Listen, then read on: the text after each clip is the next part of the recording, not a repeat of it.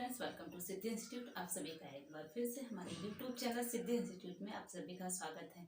जैसा कि आप देख रहे हैं, आज हमें जो आज हम आपके सामने लेके आए हैं वो एक प्रैक्टिस सेट है जो टीजीटी पीजीटी में पूछा हुआ क्वेश्चन है।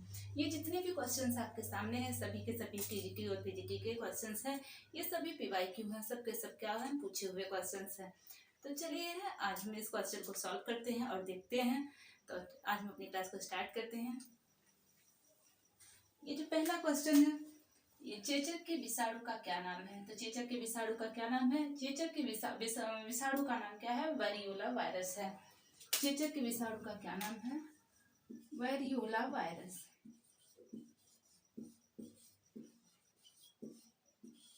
वेरियोला वायरस है।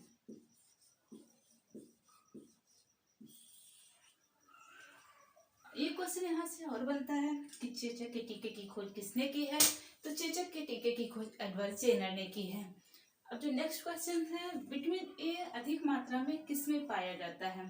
पहले तो हम विटामिन ए के बारे में थोड़ा सा जानते हैं। विटामिन ए का रासायनिक नाम क्या है? तो विटामिन ए का रासायनिक नाम है रेटिनॉल। विटामिन ए की कमी से कौन सा रोग होता है? तो विटामिन ए की कमी से रतौंधी नामक रोग होता है। अब देखते हैं विटामिन ए किसमें सबसे अधिक मात्रा में पाया जाता है और कौन से पदार्थ और कौन सी सब्जियां हैं और कौन से फल हैं जिसमें विटामिन ए अधिक मात्रा में पाया जाता है। तो जो पहला नाम आता है वो है गाजर। विटामिन ए अधिक मात्रा में किसमें पाया जाता है? तो गाजर में पाया जाता है। और साथ ही साथ ये किसमें पाया जाता है? कद्दू में पाया जाता है, धनिया में भी पाया जाता है, आम में भी पाया जाता है। तो इन सभी में विटामिन ए अच्छा स्रोत है विटामिन ए का।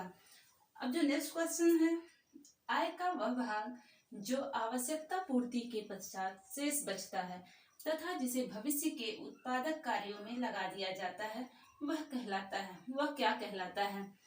तो ये जो आय का वह भाग जो आवश्यकता पूर्ति के पश्चात शेष बचता है तथा जिसे भविष्य के लिए उत्पादक कार्यों में लगा दिया जाता है वो क्या कहलाता है? तो वो बचत कहलाता है। वो हमारा क्या कहलाता है? तो वो बचत कहलाता है। वो बचत कहलाता है। आय माइनस व्यय बराबर बचत। आय में से जितना हम व्यय करेंगे जो इसके बाद शेष बचता है वो हमारा क्या कहलाता है? वो हमारा बचत कहलाता है। अब जो नेक्स्ट क्वेश्चन है, जन्म के समय बच्चे के मस्तिष्क का भार कितना होता है। तो जन्म के समय बच्चे के मस्तिष्क का भार कितना होता है? तो 350 ग्राम होता है। कितना होता है? 350 ग्राम होता है। ये जन्म के समय जो है ये बच्चे के मस्तिष्क का भार 350 ग्राम होता है। साथ ही साथ यह उनके भार का 1/4 भाग होता है। ये उनके वजन का क्या होता है? 1/4 भाग मस्तिष्क होता है। तो यहाँ तक हमने देख लिया। अब जो नेक्स्ट क्वेश्चन है, मानव शरीर में यकृत द्वारा लगभग कितना पित्त तैयार होता है। तो कितना पित्त तैयार होता है? पहले हम देखते हैं कि पित्त रस का पीएच मान कितना है। तो पित्त रस का पीएच मान कितना है? तो 7.7 होता है। इसको हम देख लेते हैं, पित्त रस का पीएच मान कितना होता है? 7.7 होता है। और हम एक क्वेश्चन देखते हैं कि पित्त रस बनता कहाँ है? पित्त रस जो है कहाँ से मतलब यकृत बनाता है या किडनी बनाता है, या जो भी इसमें से मान लीजिए ऑप्शन कई हो जा रहे हैं तो आपको बताना है कि पित्त रस कहाँ बनता है। तो यकृत जो है हमारा पित्त रस का निर्माण करता है। पित्त रस कहाँ बनता है? यकृत में बनता है। पांचवा क्वेश्चन, मानव शरीर में यकृत द्वारा लगभग कितना पित्त तैयार होता है। तो ये 40 औंस तैयार होता है। कितना? 40 औंस। 40 औंस पित्त तैयार होता है। और पित्त रस का पीएच मान कितना है? तो पित्त रस का पीएच मान 7.7 होता है। अब हम नेक्स्ट क्वेश्चन देखते हैं कि फेफड़ों की जीवन वायु धारिता को मापा जाता है। तो फेफड़ों की जीवन वायु धारिता को हम किससे मापते हैं? तो आप लोगों ने क्वेश्चन देख लिया। तो चलिए अब इसका आंसर भी देखते हैं क्या होता है। तो फेफड़ों की जीवन वायु धारिता को हम स्पाइरोमीटर से मापते हैं। स्पाइरोमीटर से। किससे मापते हैं? स्पाइरोमीटर से मापते हैं। अब एक जो अगला नेक्स्ट क्वेश्चन 7 क्वेश्चन है, तो पोस्टर लाभदायक होता है। पोस्टर लाभदायक होता है तो किसके लिए लाभदायक होता है? पढ़े लिखे लोगों के लिए या अनपढ़ लोगों के लिए या दोनों के लिए होता है, किसके लिए होता है। तो ये पोस्टर जो है, जो चित्रों के माध्यम से बताया जाता है, उसमें लिखे भी रहते हैं। तो जो पढ़े लिखे लोग रहते हैं वो पढ़ के भी समझ जाते हैं, और जो नहीं भी पढ़े लिखे लोग रहते हैं वो चित्रों के माध्यम से भी समझ जाते हैं। तो यहाँ इसका आंसर क्या होगा, ये पढ़े लिखे अनपढ़ तथा पढ़े लिखे दोनों के लिए होता है।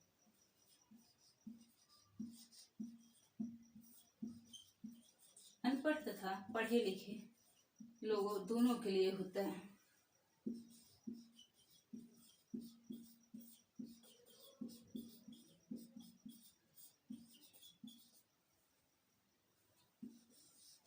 पढ़े लिखे लोगों के लिए होता है। अब जो नेक्स्ट क्वेश्चन है, द्वितीयक रंग किसे कहते हैं।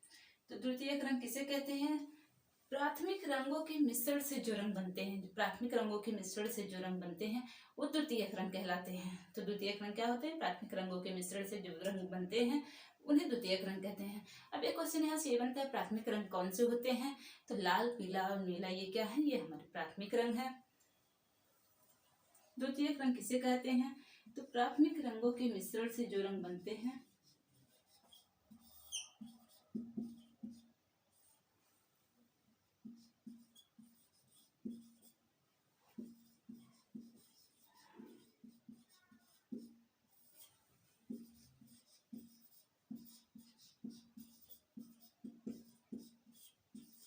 प्राथमिक रंगों के मिश्रण से जो रंग बनते हैं वो कौन से रंग कहलाते हैं, वो हमारे द्वितीयक रंग कहलाते हैं। जो नेक्स्ट क्वेश्चन है, जो नवा क्वेश्चन है, लार का पीएच मान होता है। तो लार का पीएच मान कितना होता है, तो लार का पीएच मान 6.8 होता है।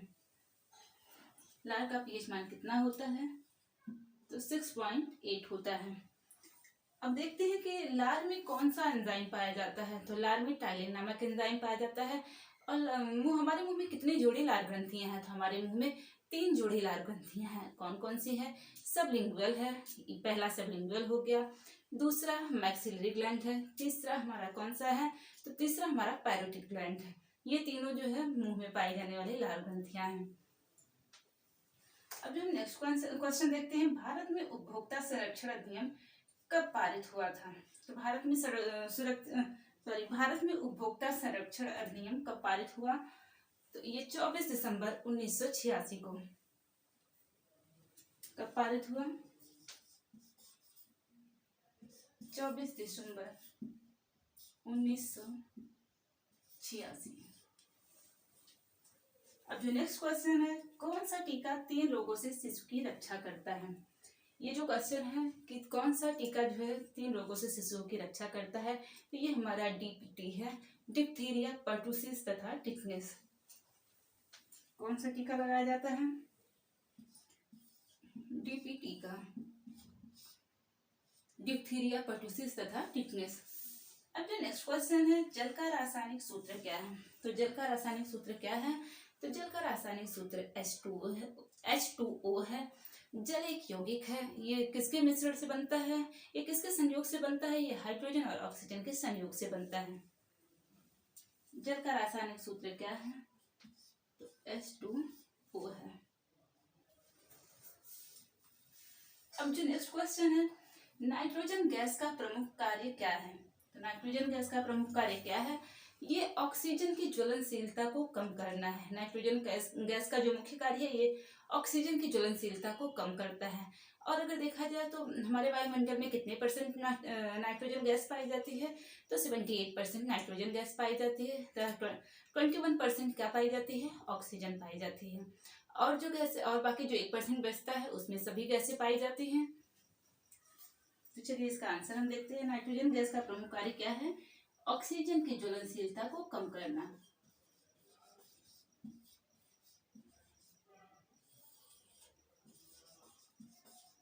ऑक्सीजन की ज्वलनशीलता को कम करना।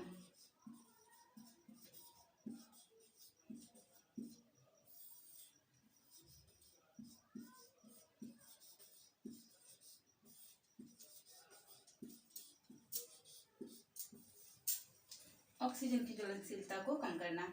अब जो हमारा नेक्स्ट क्वेश्चन है, वे कपड़े जो कंधे से सीधे निकाले जाते हैं और उसमें किसी प्रकार की परिसज्जन न की जाए तो वे क्या कहलाते हैं।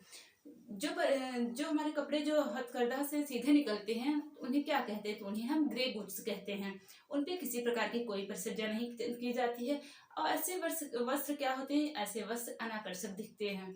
और जब इन पे परिचर्या की जाती है तो वे वस्त्र कैसे हो जाते हैं, तो वे वस्त्र जो है आकर्षक दिखने लगते हैं। कैसे दिखने लगते हैं, तो आकर्षक दिखाई देने लगते हैं। और ये परिचर्या की बात होती है तो परिचर्या कितनी प्रकार की होती है, तो परिचर्या 2 प्रकार की होती है। पहला रासायनिक परिचर्या, दूसरी यांत्रिक परिचर्या। अगर हम रासायनिक परिचर्या की बात करें तो जो केमिकल्स के माध्यम से यानी कि जो रसायनों के माध्यम से जो परिचर्या की जाती है वो हमारी रासायनिक परिचर्या है, और जो यंत्रों के माध्यम से जो परिचर्या की जाती है वो हमारी यांत्रिक परिचर्या है। पहले अभी हम इसका आंसर देखते हैं क्या होता है। कैसे वस्त्र कहलाते हैं, वे ग्रे गुड्स कहलाते हैं।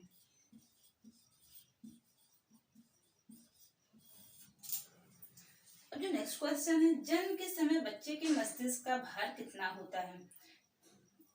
सॉरी, ये क्वेश्चन तो रिपीट हो गया है, 2 बार हो गया है, कोई नहीं, आगे नेक्स्ट क्वेश्चन देखते हैं। यूनिसेफ की स्थापना कब हुई थी, तो यूनिसेफ की स्थापना कब हुई थी, तो 11 दिसंबर 1946 में हुई थी। कब हुई थी यूनिसेफ की स्थापना, 11 दिसंबर 1946 में।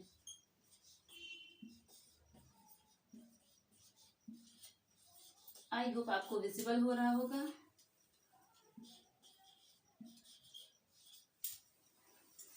दिसंबर 1946 में।